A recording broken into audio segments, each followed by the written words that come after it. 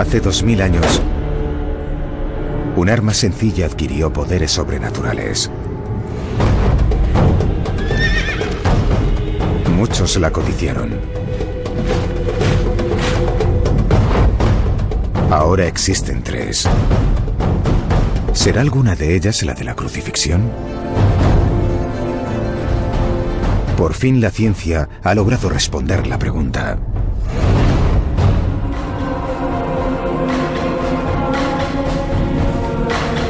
La leyenda de la lanza sagrada.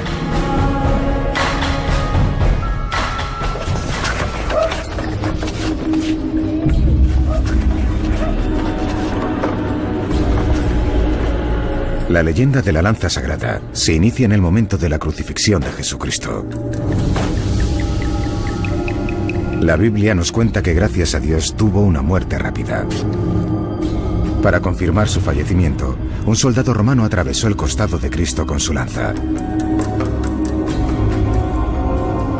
Ese momento es crucial para el cristianismo, ya que demuestra la muerte de Cristo y, por tanto, su posterior resurrección. La lanza se convirtió en una importante reliquia cristiana. En los siglos siguientes adquirió una fama legendaria.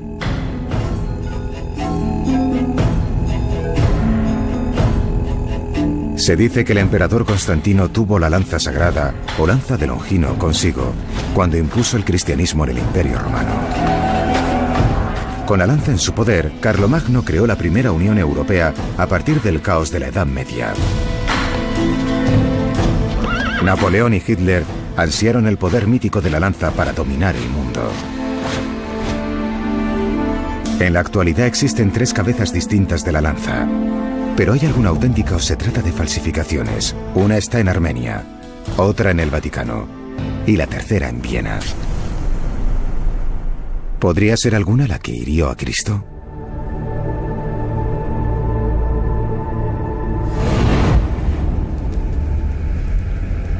Peter Owen Jones, un sacerdote anglicano, siempre ha querido averiguarlo. Ahora emprende la tarea de examinar la historia de cada lanza para saber si alguna podría haber estado presente durante la crucifixión de Cristo. Igual que muchos otros iconos cristianos, la lanza es un fragmento importantísimo, no solo de la historia cristiana, sino de la de toda la humanidad.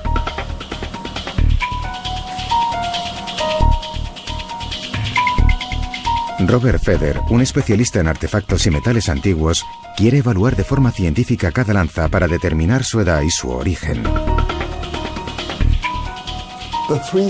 Bajo un punto de vista científico e histórico, las 3 lanzas tienen muchas posibilidades de remontarse a la antigüedad, probablemente cerca de la época de Cristo. Las primeras noticias de la lanza sagrada tras la crucifixión provinieron de Armenia.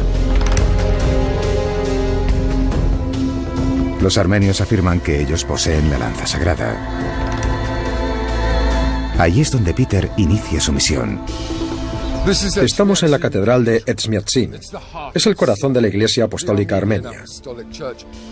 Aquí es donde guardan su lanza sagrada. Cómo llegó hasta aquí es una historia asombrosa. Según la Iglesia armenia, la trajo uno de los 12 discípulos de Jesús. El apóstol Judas Tadeo llegó aquí 2 años después de la crucifixión. Con él trajo la lanza sagrada. Los sacerdotes paganos se sintieron muy amenazados por su presencia, de modo que ordenaron su decapitación. Antes de morir, Judas Tadeo convirtió a algunos paganos al cristianismo. Ellos conservaron la lanza sagrada, seguramente en una cueva secreta que más tarde se convirtió en el monasterio de Geihar, que en armenio significa lanza. Aquí permaneció la lanza durante más de 200 años, hasta que un lugareño llamado Gregorio desafió a los sacerdotes paganos predicando el evangelio en Armenia.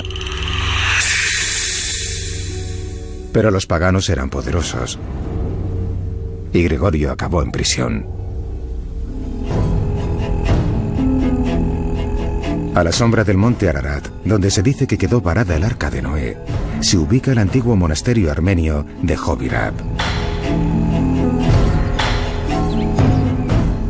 Peter viaja a este santuario remoto siguiendo la biografía de Gregorio. Gregorio fue torturado y arrojado a una fosa llena de serpientes que estaba aquí dentro. Allí permaneció 13 largos años.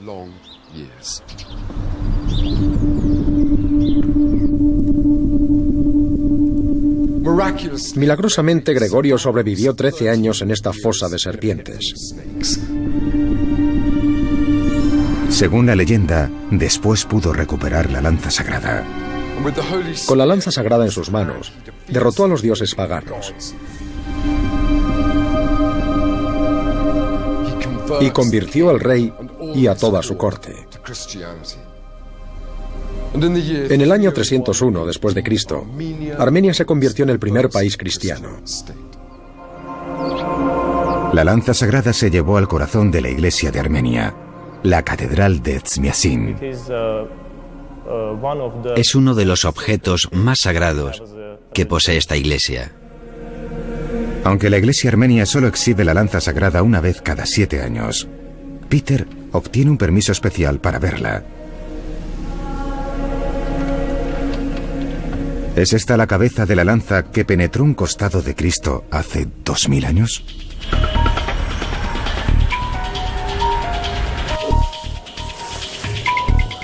Robert Feder ha conseguido una réplica de la lanza de Armenia para mostrársela a Mark Hassall, un experto en armas romanas. No es la lanza que entró en un costado de Jesús. ¿Por qué? Porque no es romana. Esta cabeza de lanza es totalmente distinta. Desde luego es completamente diferente. La iglesia armenia acepta que su lanza no es romana, sino una usada por los soldados judíos de la época con una cruz labrada.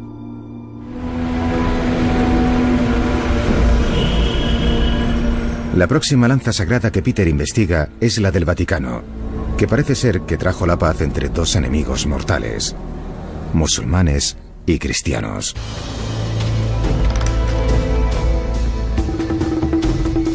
La investigación de Peter comienza aquí, en las antiguas murallas de Constantinopla, la actual Estambul.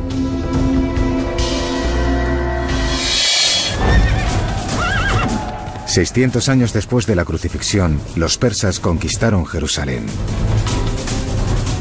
En este momento el relato de la lanza del Vaticano se bifurca.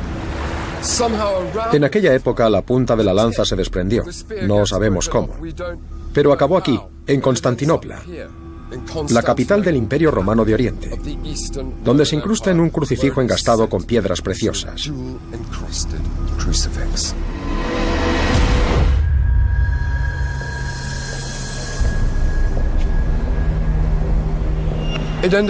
Terminó aquí, en la antigua iglesia cristiana de Santa Sofía, aunque pasarían 80 años antes de que la punta volviera a unirse a la cabeza de la lanza.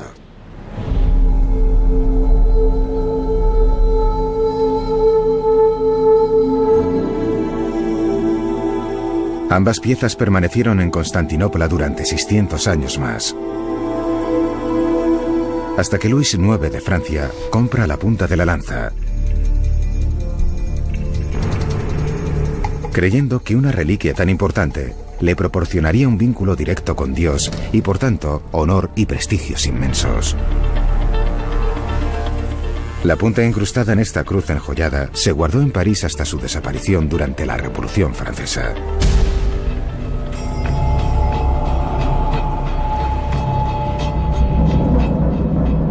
El resto de la lanza se quedó en Constantinopla hasta que la ciudad cayó en manos musulmanas en el siglo XV.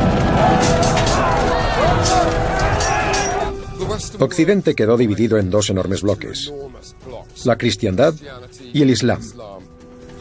La lanza de Cristo también fue dividida, la punta en París y el resto en la Constantinopla islámica.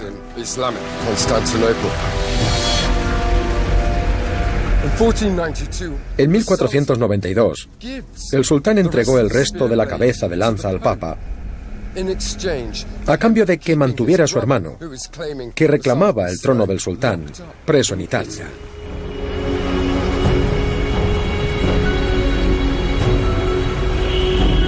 Se trató de un pacto insólito entre los líderes de dos grandes religiones en guerra. La lanza sin su punta llegó a la Basílica de San Pedro, donde apenas volvió a ser vista. El Vaticano no afirma su autenticidad. Si esta es la lanza auténtica, la verdadera, nos permitirá conocer mejor el significado redentor de la pasión de Cristo y la piedad de Dios, que no busca venganza por el mal que le hicieron a su Hijo. Por desgracia, el Vaticano no autoriza la exhibición de la lanza y tampoco su examen científico. Robert Feder ha podido encontrar las únicas imágenes existentes de la lanza del Vaticano, un conjunto de dibujos hechos a principios del siglo pasado. Se los enseña a Mark Hassall. Esta sí que podría ser una lanza romana genuina. Podemos imaginárnosla con una especie de banda alrededor, a esta altura. Aunque las leyendas afirmen que las lanzas de Armenia y el Vaticano tuvieron una gran relevancia histórica, Feder no encuentra ninguna relación entre ellas y la crucifixión. Peter y él examinarán la lanza de Viena, que posee una magnífica reputación. Su meticulosa investigación les revelará un secreto asombroso. En el Museo de Historia del Arte de Viena está la Cámara del Tesoro Imperial. Aquí se halla la lanza de Viena, que forma parte de una de las mejores colecciones europeas de joyas y reliquias. Esta es la próxima parada de Peter, que quiere repasar el extraño periplo de esta reliquia extraordinaria. La historia de la lanza de Viena es un relato de poder y gloria, y también de codicia. Su reputación te deja boquiabierto. Incluso si las leyendas que la rodean solo son parcialmente ciertas, este objeto ha influido en el destino de la humanidad.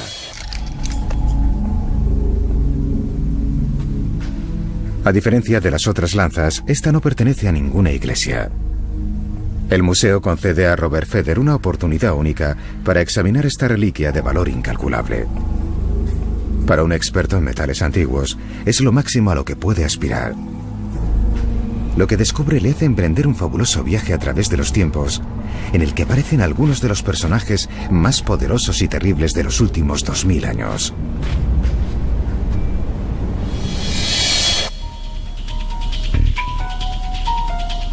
Robert Feder comenzó a investigar la lanza de Viena hace pocos años. Me concedieron acceso para realizar pruebas no destructivas de la lanza de Viena. Lo que encontré fue extraordinario. Mientras esperaba que me trajeran la lanza desde la Cámara del Tesoro, comencé a emocionarme mucho. Ahí estaba mi oportunidad para examinar una reliquia de enorme relevancia histórica.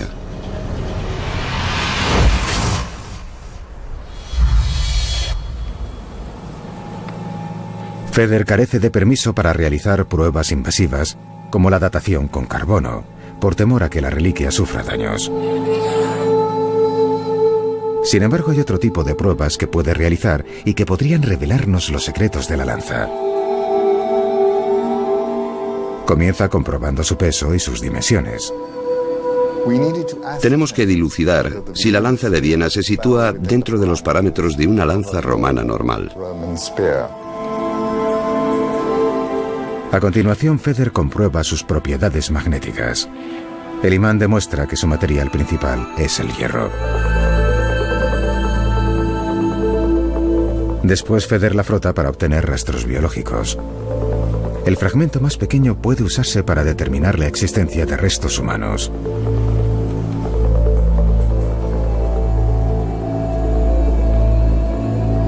Por desgracia, en el año 1970, el museo sometió la lanza a una limpieza, de modo que no hay restos biológicos que recoger.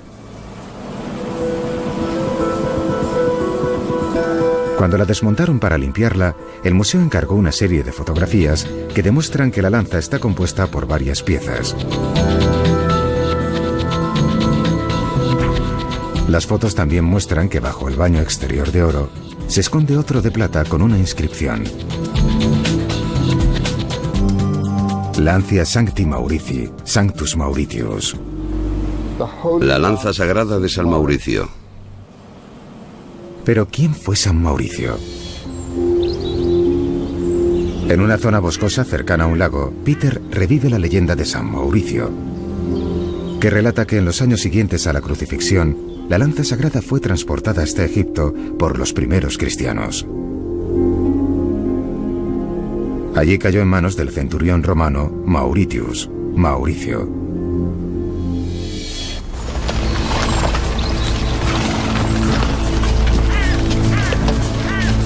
Mauricio estaba al mando de una legión de soldados cristianos, sus correligionarios. Según esta historia, en el año 286 llevó la lanza a Europa.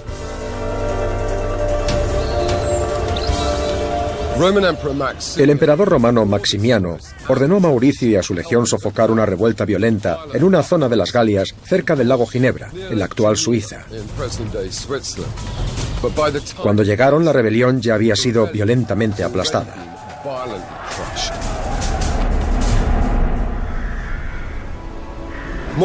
Mauricio queda horrorizado al descubrir que los hombres masacrados son cristianos.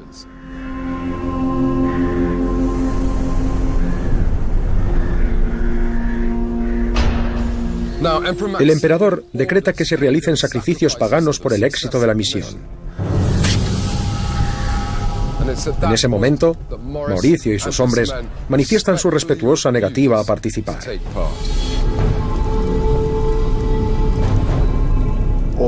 Todos los habitantes del imperio tenían que realizar sacrificios por el bien del emperador y del imperio. La negativa de los cristianos se consideraba un delito serio. Furioso, el emperador Maximiano ordena la ejecución de toda la legión. Más de 6.000 hombres son asesinados. La fidelidad inquebrantable de Mauricio a su fe, a pesar de la muerte cierta que le espera, se transforma en la base del Código de los Caballeros medievales. Y San Mauricio se convierte en el patrón de los caballeros, los soldados y los ejércitos.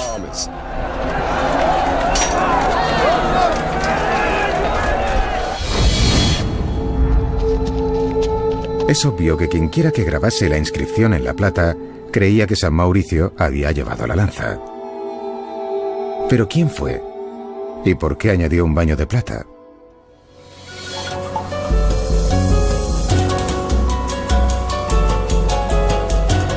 Al estudiar las fotos, Robert Feather descubre que en algún momento la punta de la lanza se partió en dos. El baño de oro se añadió para reforzar la lanza cuando se rompió. Feather piensa que seguramente la lanza se rompió al penetrarla para engastar algún tipo de clavo. Para obtener una buena imagen del misterioso clavo, somete la lanza a una radiografía. El objeto tiene una forma inusual. ¿Por qué pusieron un clavo en la hoja de la lanza? ¿Quién lo colocó? La respuesta a estas preguntas le conduce a una de las decisiones más importantes de la historia.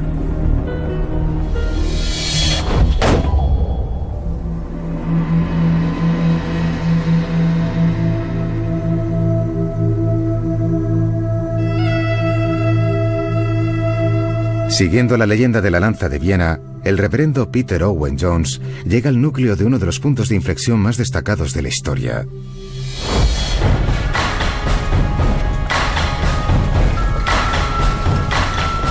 Tras la ejecución de San Mauricio y de su legión, la lanza cayó en manos de un hombre que determinaría el destino del mundo. El emperador romano Constantino el Grande. En tiempos de Constantino, el Imperio Romano estaba funestamente dividido, tanto política como religiosamente. El Imperio Occidental era gobernado desde Italia y el Oriental desde la actual Turquía. Constantino es poderoso y, lo más importante, ambicioso. Quiere que el Imperio Romano recupere su fuerza. Y para lograrlo tiene que volver a unirlo bajo un solo líder, él mismo.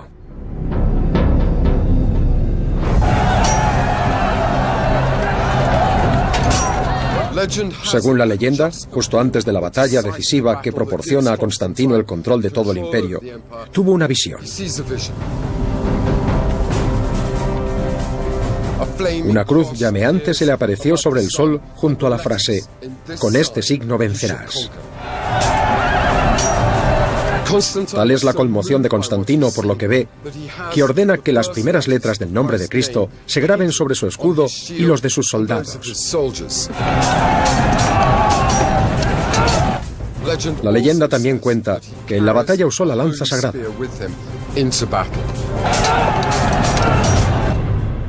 Venció y se convirtió al cristianismo.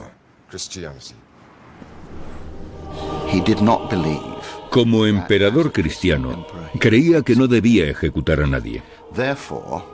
Por tanto, retrasó su bautismo, porque según la antigua creencia, el bautismo lava todos los pecados previos a él, pero no los posteriores.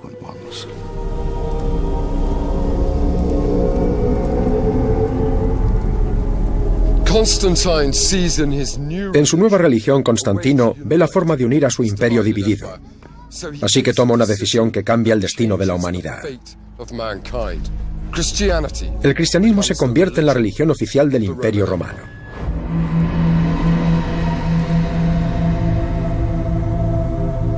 La leyenda cuenta que cuando toma esa decisión, está blandiendo la lanza sagrada. Es demasiado bueno para ser cierto. Pero si la llevó en la batalla que ganó, ¿por qué no aferrarla también en el momento de tomar una decisión tan trascendente?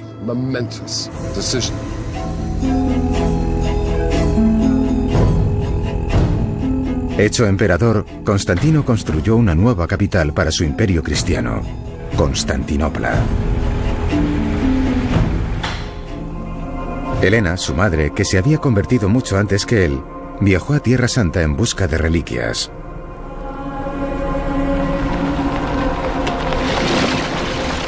Regresó con un copioso cargamento en el que estaba lo que ella creía que eran restos de la Santa Cruz y los clavos de Cristo. Para proteger a su hijo, hizo tachonar los clavos en la armadura de su hijo. Tal vez también incrustase otro en la lanza sagrada. Robert Feder toma unas fotografías microscópicas de la lanza. La imagen aumentada hace que el clavo resulte aún más intrigante. Ahora nos damos cuenta de que no es un clavo, sino un perno. Y tiene 3 resaltes bulbosos marcados con cruces amarillas. ¿Qué significan? ¿Por qué están ahí? ¿Quién los puso? En su búsqueda de pruebas, Feder dirige su atención al resto de las piezas de la cabeza de la lanza. A partir de la radiografía y las fotografías antiguas, compone un modelo virtual para ver cómo encajan. El diseño desvela otro misterio. En la base hay 2 cuchillas enastadas en forma de alas que parecen haberse añadido después. Y desde luego no parecen romanas. Feder muestra a Mark Hassall las radiografías de la lanza de Viena. En esta imagen podemos ver que la base está bastante separada de la parte central. Si retiras esa pieza, tenemos la estructura básica. Este es el artefacto original. Parece una lanza romana, pero esa cruz es algo inesperado en una lanza romana, ya que es algo propio de las lanzas de la Edad Media. Seguramente las cuchillas sean de una daga de los siglos 7 u 8. Parece que algunas piezas de la lanza se añadieron en la Edad Media. Quizá toda la lanza sea de aquel tiempo. Hassall cree que la lanza podría ser romana, quizá incluso de los tiempos de Cristo. ¿Descubrirá Robert Feder alguna relación directa de la lanza con la crucifixión? Siguiendo los pasos de la historia de la lanza de Viena, el reverendo Peter Owen Jones ha descubierto que, una vez más, la lanza desempeñó un papel central en las vidas de la gente, esta vez en la Edad Media. En el año 476 se produce la caída del Imperio Romano de Occidente, provocada por la invasión de las tribus germanas. Así comienza la Edad Media. El orden imperial es sustituido por el caos y la violencia. Se cree que fue en aquellos tiempos de temor e incertidumbre que se añadieron algunas piezas a la cabeza de la lanza. Durante 200 años no se volvió a oír hablar de ella, hasta que reaparece en las manos de un poderoso rey guerrero germano llamado Carlos el Magno, también conocido como Carlomagno, una figura histórica trascendental. Carlomagno es un cristiano devoto que aspira a la gloria y al poder del Imperio Romano. Según la leyenda, conserva la lanza a su lado mientras logra la unidad de cerca de 12 países europeos actuales, que en aquellos momentos se encontraban en un estado de guerra casi constante. En el año 800, el Papa le corona emperador de este vasto territorio,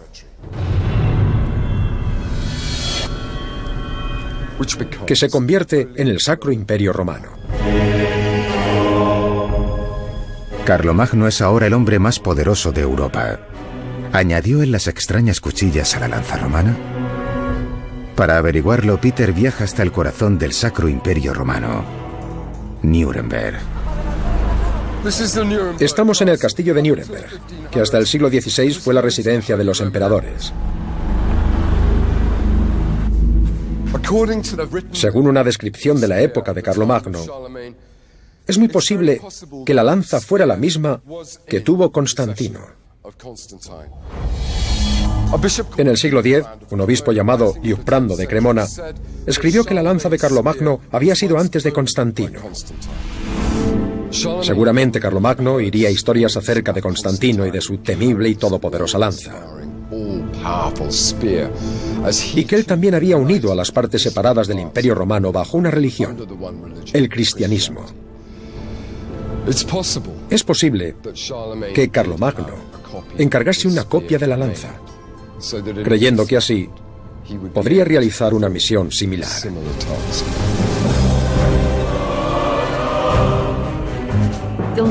La lanza funciona como señal de Dios o del respaldo de Cristo a su portador, ya que está en posesión de una reliquia que ha tocado el cuerpo de Cristo.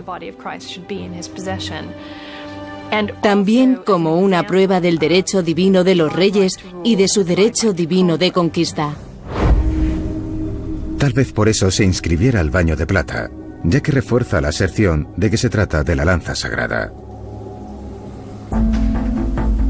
Robert Feder reexamina la plata para averiguar quién la puso.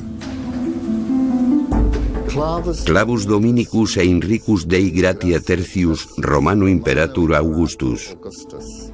Enrique III, emperador romano por la gracia de Dios, ordenó la colocación de esta banda de plata para reforzar el clavo del Señor y la lanza de San Mauricio.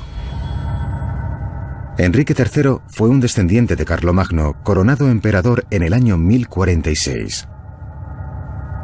Esta prueba ayuda a datar la plata. El baño de plata es del siglo XI después de Cristo.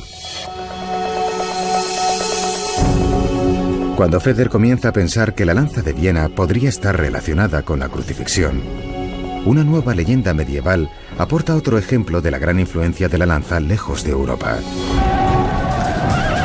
Estamos en el año 1097, la Primera Cruzada. Alrededor de 70.000 hombres y mujeres de toda Europa han respondido a la llamada para liberar Tierra Santa de la ocupación musulmana. De camino a Jerusalén, sitian la ciudad de Antioquía. Antioquía se halla sobre el fértil valle del río Orontes. Se trata de una ciudad amurallada en la ladera de un monte. Sus habitantes resisten 8 largos meses, pero al final se rinden y los cruzados toman la ciudad.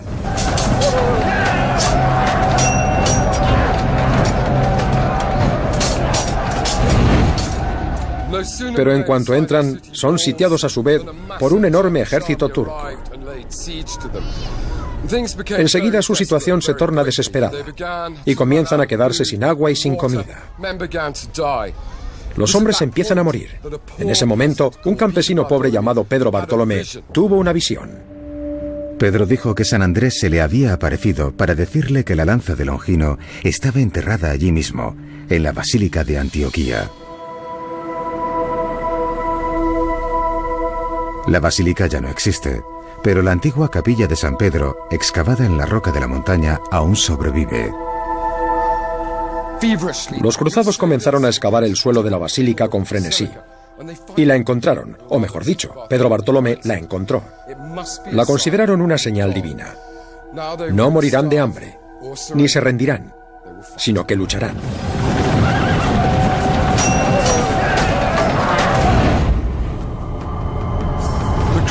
Los cruzados salieron de la ciudad sitiada para enfrentarse a los turcos y contra todo pronóstico, incluso de forma milagrosa, derrotaron a ese ejército mucho mayor que el suyo. Desde Antioquía y armados con la lanza sagrada, los cruzados se dirigieron a Jerusalén. Después el rastro de la lanza se pierde.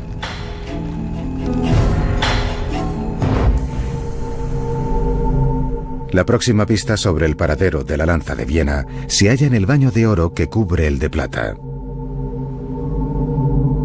También contiene una inscripción en latín: Lancea et clavus Domini, lanza y clavo del Señor. ¿Quién la grabó? ¿Y por qué? En el castillo de Nuremberg, Peter descubre que el siguiente dueño comprobado de la lanza fue un poderoso gobernante del siglo XIV. A mediados del siglo XIV, Carlos IV es el rey de los germanos y aspirante al trono imperial.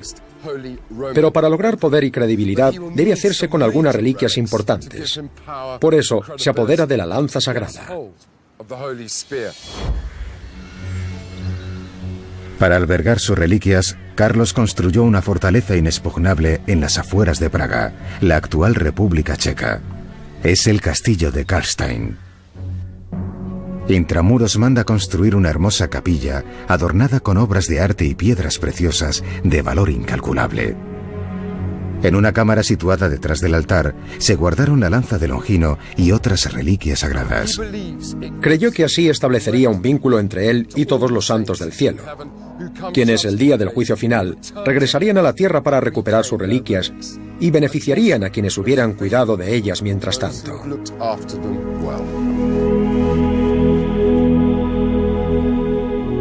Se cree que fue Carlos IV quien añadió un baño de oro al de plata de Enrique III, seguramente para complacer a los santos.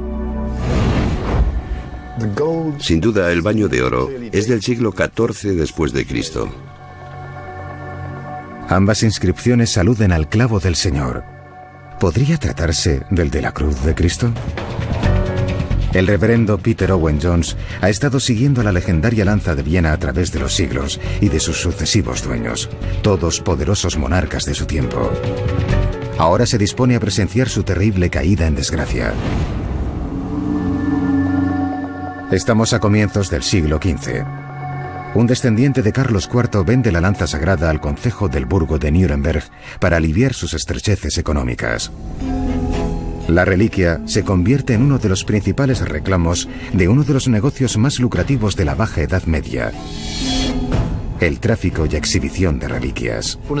En el siglo XV, uno de los usos principales de las reliquias era atraer donaciones de dinero. Levantaron una capilla temporal en el centro de la ciudad. La exhibición de la reliquia se inauguró en un acto solemne al que acudieron los nobles y clérigos del lugar. Había un diente de San Juan Bautista, una astilla del pesebre del Niño Jesús, un hueso de brazo de Santa Ana y, por supuesto, la lanza sagrada.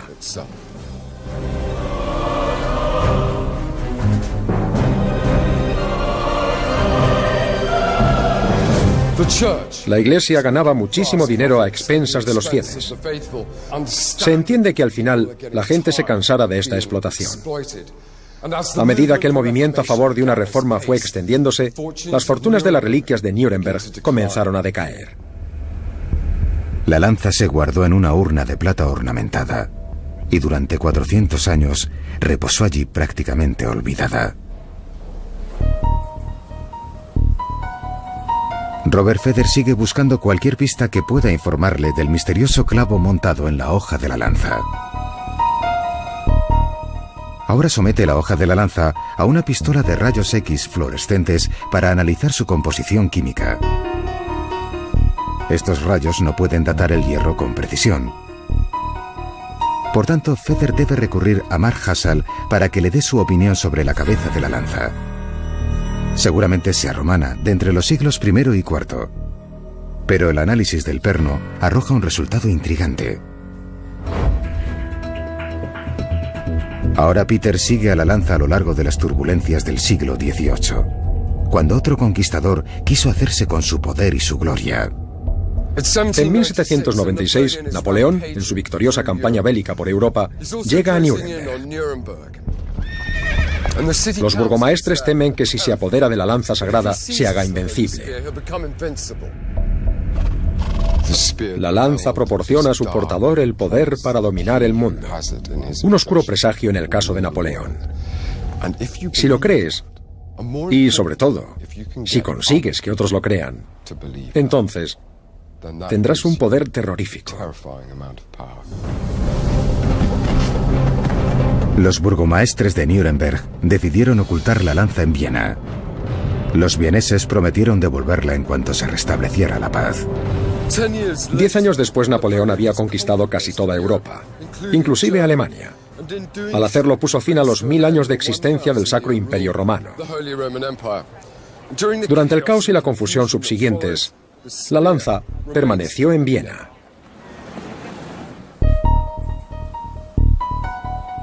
Feder examina las marcas del perno con un microscopio. Descubre algo extraño.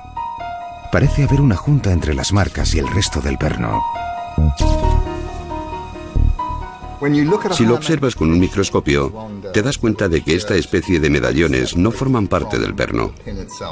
En el microscopio se distinguen dos metales distintos.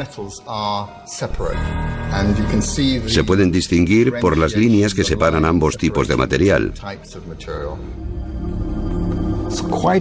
El análisis con rayos fluorescentes y con rayos X demuestra que los bultos, los medallones, no son parte de la pieza del perno. Se añadieron en algún momento, pero no es fácil saber cuándo.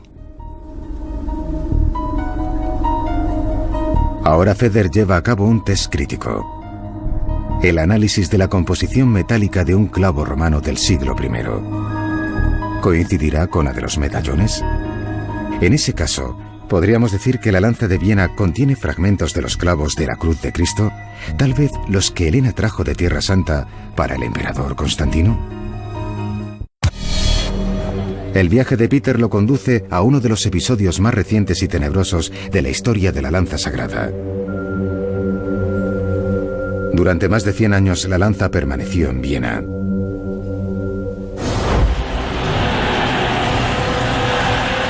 En 1933, Adolf Hitler llegó al poder. 5 años después se produjo la anexión de Austria. Es el primer movimiento que llevó a la realización de su visión de un imperio nazi, el Tercer Reich. Hitler no vaciló a la hora de apropiarse de las joyas y reliquias del glorioso pasado imperial de Austria. La lanza de Longino pasó a manos de uno de los dictadores más infames de la historia. Irónicamente, Nuremberg fue la sede espiritual de los nazis. Fue allí donde Hitler pronunció sus acalorados discursos y donde llevó la lanza.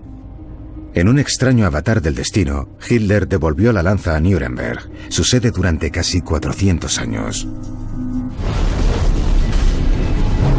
El sueño de Hitler de un imperio nazi dura poco. A finales de abril de 1945, el ejército ruso toma Berlín. Tras la derrota alemana, los Estados Unidos se proponen recuperar las obras de arte y las reliquias saqueadas por los nazis en toda Europa. Aquí es donde encontraron la lanza sagrada. La lanza es devuelta al Museo de Historia del Arte de Viena, donde continúa hasta hoy en día. Los resultados de la prueba con rayos fluorescentes realizada por Feder al clavo romano del siglo I son intrigantes. El clavo contiene cobalto, igual que los medallones. ¿Podría significar que los medallones que parecen haber sido clavados sobre el perno procedieran de un clavo romano del siglo I?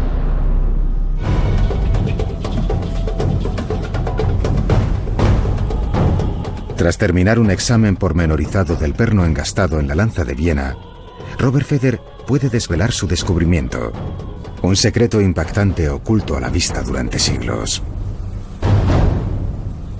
¿Habrá encontrado Feder la prueba concluyente que relaciona la lanza con la crucifixión? Es extraordinario. Hay algo verdaderamente asombroso. Sobre uno de los medallones se distingue la silueta de un pez. Está muy bien perfilada. No se trata de un arañazo. El pez era el símbolo secreto usado por los cristianos antes de que el Imperio Romano adoptase el cristianismo como religión oficial. Lo empleaban porque en aquellos tiempos, antes del emperador Constantino, temían por sus vidas. Había un peligro real de que terminasen torturados y ejecutados. Tal vez las dos curiosas letras que Feder encuentra al lado del pez sirvan para subrayar la relevancia del símbolo secreto. Inscrita detrás del pez hay dos letras romanas, la I y la R, grabadas con trazo doble. Esto es típico de la escritura que se usaba en los inicios de la caligrafía romana. Su significado es objeto de especulación, pero creo que quieren decir Iesus Rex, es decir, Cristo Rey. Sobre la cruz de Cristo colocaron una inscripción, INRI, Iesus Nazarenus Rex Iudaeorum, Jesús el Nazareno, Rey de los Judíos. A veces, IR se usaba como abreviatura de INRI. Los pececillos y las letras solo se ven a través de un microscopio. Entonces, ¿cómo fue posible que en los tiempos del primer cristianismo pudieran realizar una inscripción tan pequeña? El Museo Petrie de Londres alberga una colección importante de objetos del antiguo Egipto. Entre ellos se encuentra una sorprendente pintura en miniatura. Es la diosa Nebke, la protectora del faraón. Ni siquiera con lupa es fácil distinguirla. Esta es una lupa romana. Ahora es opaca, pero antes era transparente. Está claro que la hicieron y la usaron como lupa. Hace más de 2000 años ya existía una tecnología que permitía grabar el metal con caracteres de tamaños microscópicos.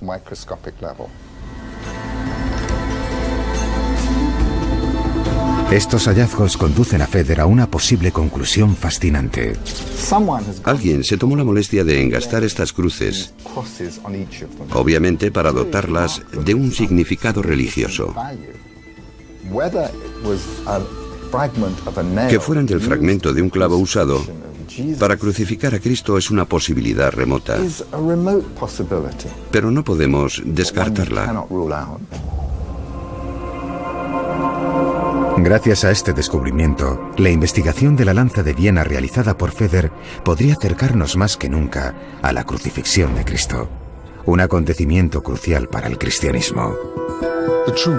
Para nosotros, el auténtico valor de este objeto reside en que se trata de una piedra de toque de nuestra fe. Nos permite entender la mentalidad de aquellos creyentes y darnos cuenta del poder de su sistema de creencias.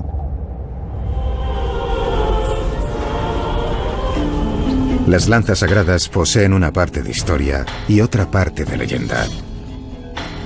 Pero para los cristianos de todo el mundo, son una pieza significativa de su fe.